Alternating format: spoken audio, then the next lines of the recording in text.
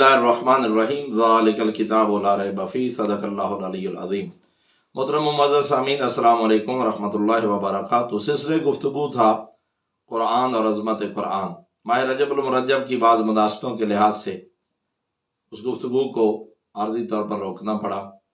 آج پھر ابتدا کرتے ہیں۔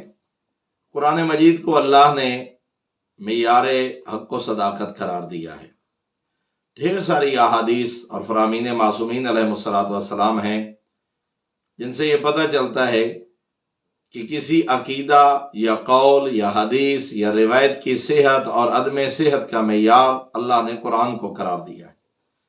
سب سے پہلا ماخذ شریعت، ماخذ فقہ اللہ نے قرآن کو قرار دیا۔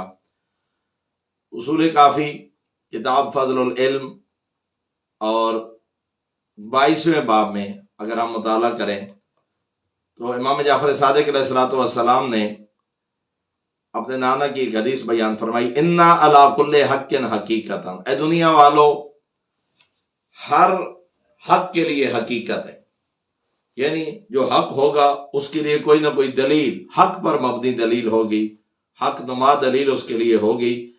وَعَلَىٰ كُلِّ ثَوَابٍ نُورًا، ہر درست بات کے لیے نورانیت ہوتی ہے، نور ہوتی ہے۔ درست بات کے لیے کوئی نہ کوئی نور ہے جو اس کی درستگی کی تائید و تصدیق کرتا ہے۔ فما وافق کتاب اللہ فخذوہ، پس تم تک جو بھی بات پہنچے اس کو کتاب پر پیش کرو، قرآن پر پیش کرو۔ اگر قرآن سے موافقت نظر آئے فخذوہ، تو اس کو لے لو، اس کو پکڑ لو، اس کو سنبھال لو، اس کو اختیار کر لو۔ وما خالف کتاب اللہ فدعوہ، اور اگر وہ بات کتاب خدا کے خلاف نظر آئے تو اس کو چھوڑ دو، ترک کر دو۔ جو قرآن کے موافق ہوگی وہی حق ہوگا، جو نظریہ، جو عقیدہ، جو رائے، جو بات، جو قول، جو عمل، جو فعل قرآن کے مخالف نظر آئے گا وہ کبھی حق نہیں ہو سکتا۔ حدیث کے لیے یہی معیار معصوم نے بیان فرمایا۔ اسی طرح ابن ابی یافور کہتے ہیں کہ میں نے امام جعفر صادق علیہ السلام سے پوچھا ان اختلاف الحدیث یرویہ من تاسق بہی ومنہ من لا تاسق بہی، کہ مولا ڈھیر سارے ایسے لوگ راوی ہیں حدیث کے کہ جو قابل اعتماد ہیں اور کچھ قابل اعتماد نہیں ہیں، موثق ہیں اور غیر موثق ہیں، تو ہمارے لیے کیا حکم ہے؟ ہم تک اگر حدیث پہنچے، بہت سارے لوگ حدیث بیان کرتے ہیں، تو ہم اس میں سے کس حدیث کو قبول کریں اور کس حدیث کو قبول نہ کریں؟ تو معصوم نے ارشاد فرمایا، اذا ورد علیکم حدیث، جب تمہارے پاس کوئی حدیث وارد ہو، فوجدتم لہ شاہدا من کتاب اللہ، اگر اس ہماری بات پہ، اگر اس ہماری حدیث پہ آپ کو قرآن سے کوئی شاہد ملے، او من قول رسول اللہ صلی اللہ علیہ وآلہ وسلم، یا میرے نانا کا فرمان تمہیں ملے تو اس کو قبول کر لو۔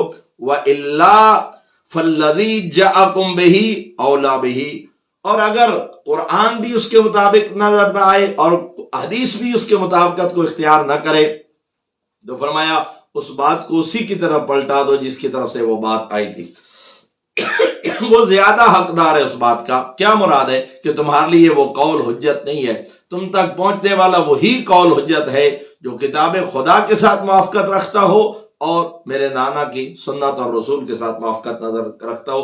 گویا کہ معیار حق و حقانیت کس کو قرار دیا گیا؟ قرآن کو قرار دیا گیا۔ اور پھر حدیث نمبر 202 میں فرمایا، ایوب ابن حر روایت کرتے ہیں کہ میں نے سنا امام جعفر صادق علیہ السلام سے، وہ فرما رہے تھے، یقول کل شیء مردود الی الکتاب والسنہ، کہ چھٹے امام نے فرمایا ہر چیز کو لوٹایا جائے گا قرآن کی طرف اور میرے نانا کی سنت کی طرف۔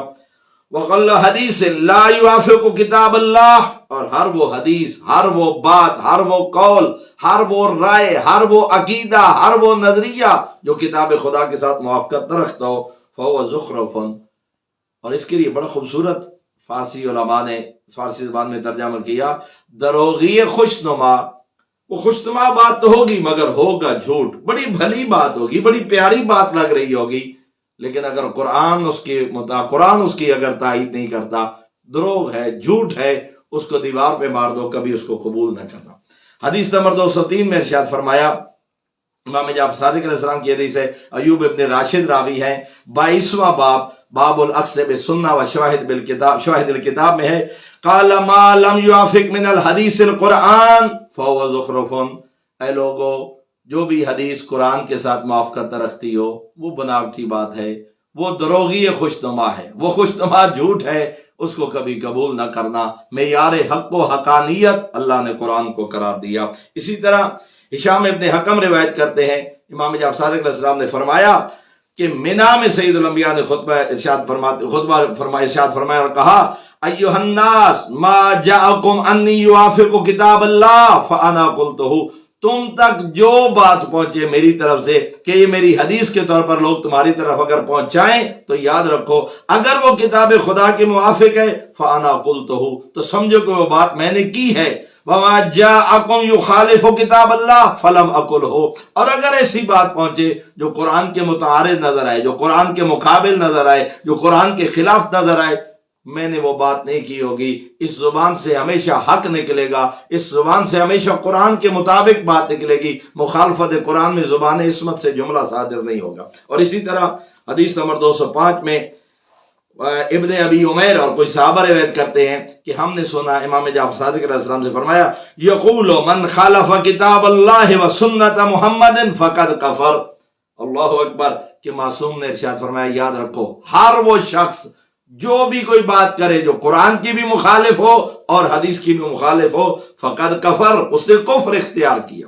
ایسا عقیدہ اپنائے جو قرآن کے منافی ہو، ایسی بات اختیار کرے جو قرآن و حدیث کے منافی ہو، ایسی رائے رکھے جو قرآن و حدیث کے منافی ہو اور اس کے ساتھ مطابقت رکھتی ہو، کفر کر رہا ہے، انکار کر رہا ہے۔ اس کفر سے مراد ہے قرآن کا انکار ہے، حدیث کا انکار ہے۔ عقیدہ وہ قابل قبول ہوگا جس کی تائید قرآن کرے گا، نظریہ وہ قابل قبول ہوگا جس کی تائید قرآن کرے گا۔ اور اسی لیے جیسا کہ اقبال نے کہا تھا وہ زمانے میں معزز تھے مسلمان ہو کر اور تم خار ہوئے تارے کے قرآن ہو کر۔ اور یہاں آج کیا ہے، خود بدلتے نہیں قرآن کو بدل دیتے ہیں۔ آج بھی اگر محور و مرکز قرآن کو قرار دیا جائے تو یقیناً خالص و ناخالص کی پہچان آسان ہے، حق و باطل کی پہچان آسان ہے، سچ اور جھوٹ کی پہچان آسان ہے، لیکن اس کے لیے ضروری ہے ما بین الدفتین۔ امیر المومنین نے فرمایا ان دو جلدوں کے درمیان الحمد سے لے کے والناس تک جو قرآن موجود ہے اس کو اپنی زندگی کا حصہ بناؤ، اس کو ترجمے کے ساتھ پڑھا جائے، اس کے مفاہیم کو سمجھا جائے، اس کے محکم و متشابہ پہ غور کیا جائے، تو کسی کو جرت نہیں ہوگی کہ وہ حقیقی اسلام پہ ڈاکہ ڈال سکے، یا ذاتی قیاس اور ذاتی رائے کو یا شیطانی خیال اور شیطانی رائے کو دین بنا کے پیش کرے۔ ہماری ذمہ داری ہے اس قرآن کو اپنی زندگی کا حصہ بنائیں، ترجمہ کے ساتھ قرآن پڑھیں، مفاہیم قرآن کو ازبر کریں، تاکہ ہر کہنے والی بات، کہنے والے کی بات پہ ہم چپ کر کے کان نہ دھریں، بلکہ اس کو قرآن پہ پیش کریں، مطابقت نظر آئے تو قبول کریں، موافقت نظر نہ آئے تو اس کو دیوار پہ دے مارے یا کہنے والے کی طرف لوٹا دے۔ دعا ہے کریم اللہ ہمیں قرآن کو معیار حق و حقانیت بنانے کی توفیق عطا فرمائے، اور ہمیں قرآن اور اس کے مفاہیم کے سمجھنے کی توفیق عطا فرمائے۔ والسلام علیکم ورحمۃ اللہ وبرکاتہ۔